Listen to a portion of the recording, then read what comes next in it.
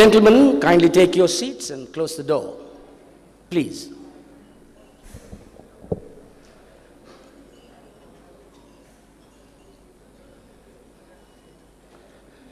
Now that you are adequately refreshed after tea, I'm sure intellectually and otherwise, your mindset is ready for another experience. Conference Chairman, His Excellency, my good friend, Ibrahim, CEO of Nutshell, Asfa, distinguished invitees, ladies and gentlemen, I bring you greetings from sunny Sri Lanka. And I assure you that the people of my country share your sorrow and concerns regarding the devastating floods that you have experienced in the recent past. Why I say this is, Pakistan has always been a good friend of Sri Lanka in our hour of need. And we hope and pray, and I'm personally confident, that you will re-emerge stronger than ever in the nearness of tomorrow. Clap your hands, everybody, come on.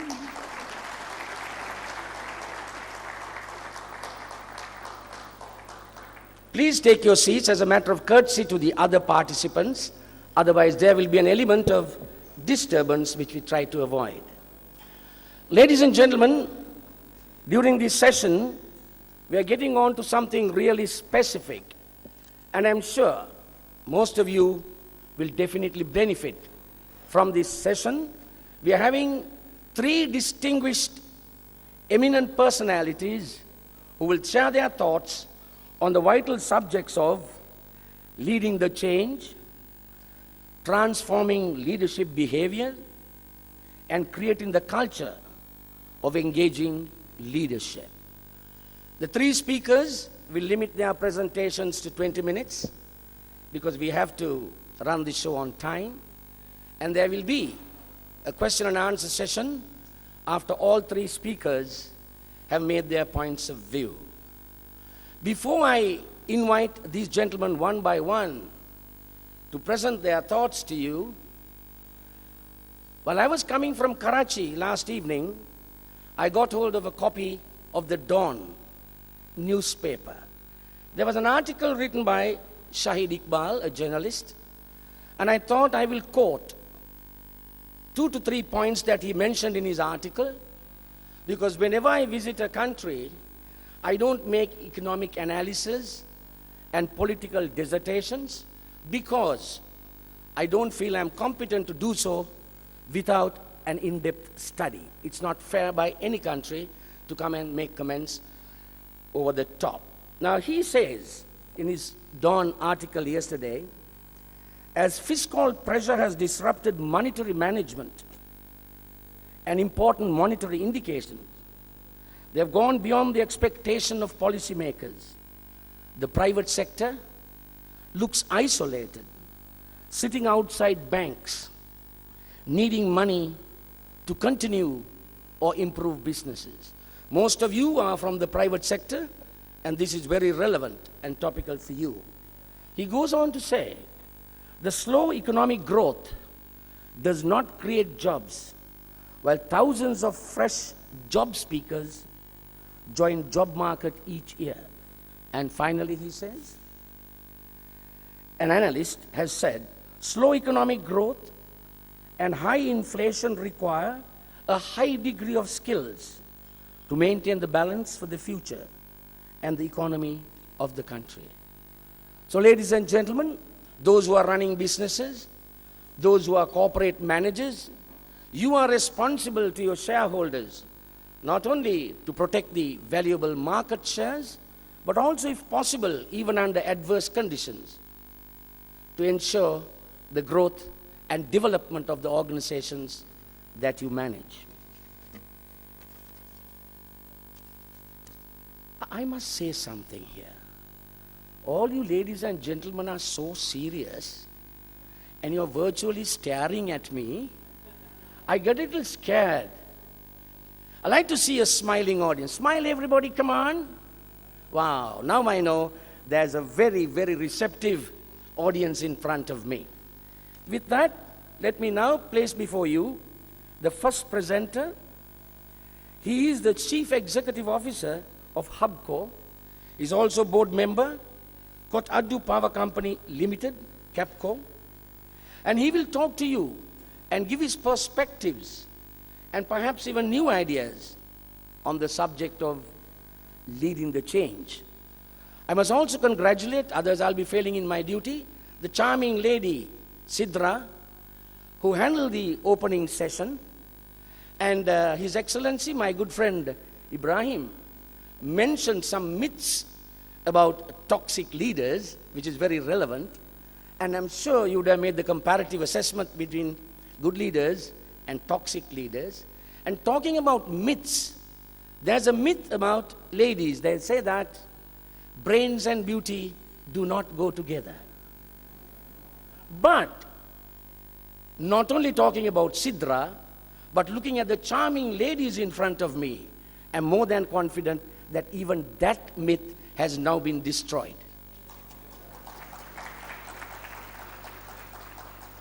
Ladies and gentlemen, it is my honor to present Wence Harris to talk to you on leading the change. A big hand to you.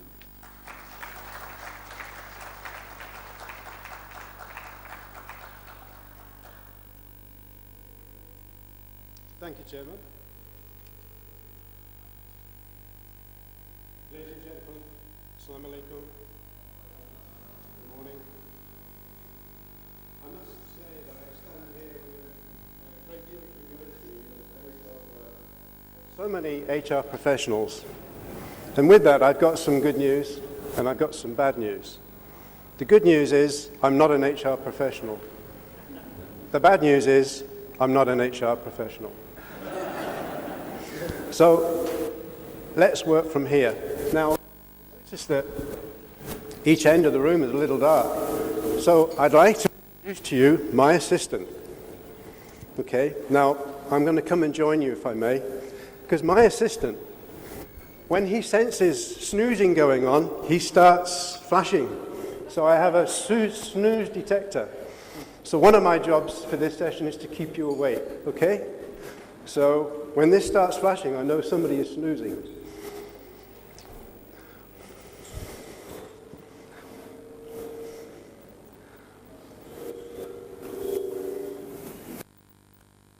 Technology is not working.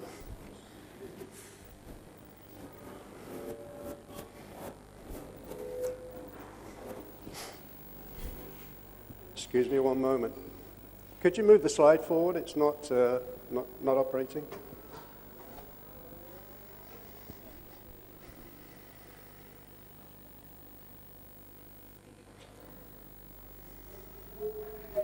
Okay.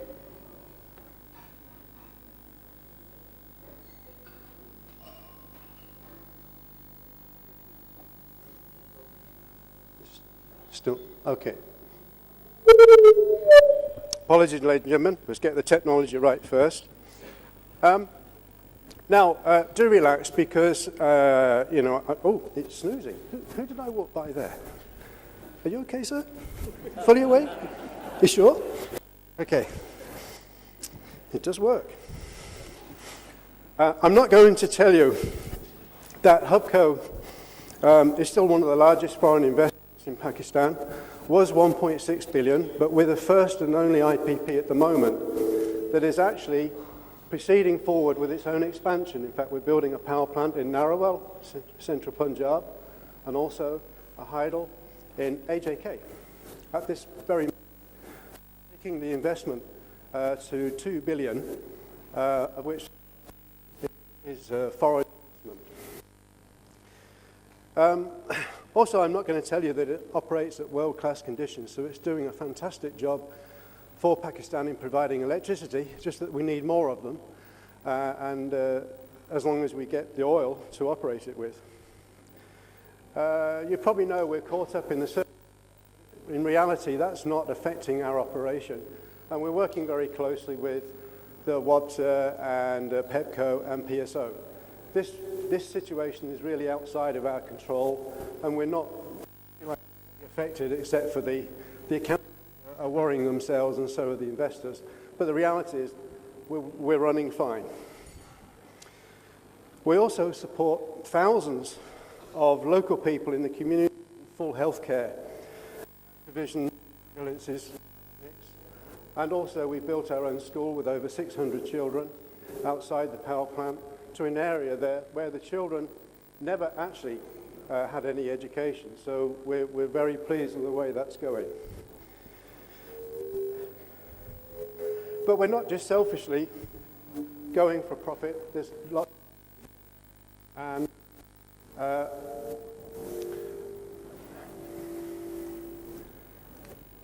sorry, IT, could you move the slide on for me, please?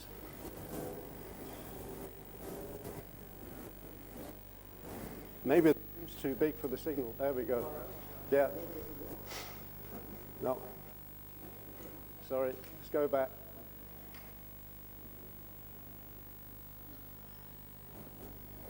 Right. Okay.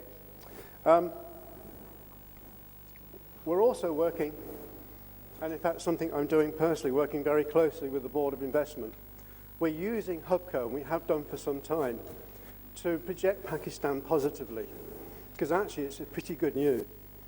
And actually formally, I act as an investment counsellor in the UK for Pakistan investment through the auspices of the Board of Investment. So there's a very strong linkage there. And I make similar presentations in London and indeed other parts of the world. Okay, now, I mentioned that I'm not an expert, but my view is beware if anybody tells you you're an expert, particularly in matters of HR, because frankly, nobody really knows the answer. The human mind and behavior is too complex. So a friend of mine said, well, you know, we ought to have some of these. So I think for the next conference, we're going to get these stamped out. It'll be quite useful, okay?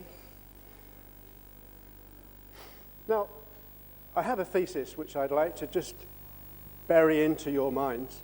It's a personal thesis, but for me it really works.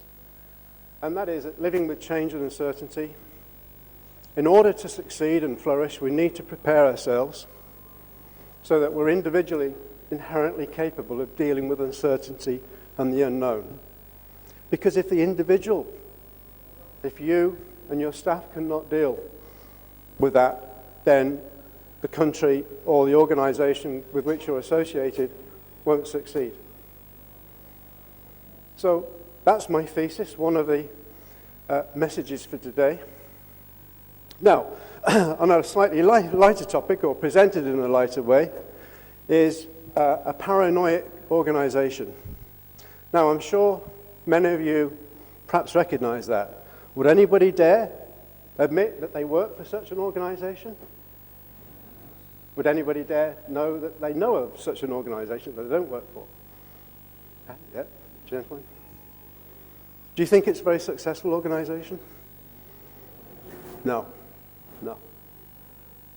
And, you know, how miserable is that? The previous speaker mentioned this. You know, imagine the suspicion, the hostile rivalry, fear, anxiety when you go home, a feeling of helplessness, feeling like you're a victim. And frankly, it's a miserable experience. Now, I've seen many of these organizations around the world. They come and go. But what we need to be aiming for is what we call a requisite organization, which is based on trust, openness, cooperation, interdependence, not independence, but interdependence on each other and the organization, honesty, and frankly, fun. If you can't enjoy yourself and be of a lighter mind, frankly, organizations are not going to get the creativity that they're looking for.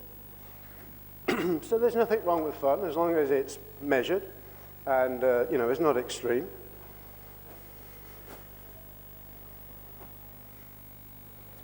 And the big word there is trust.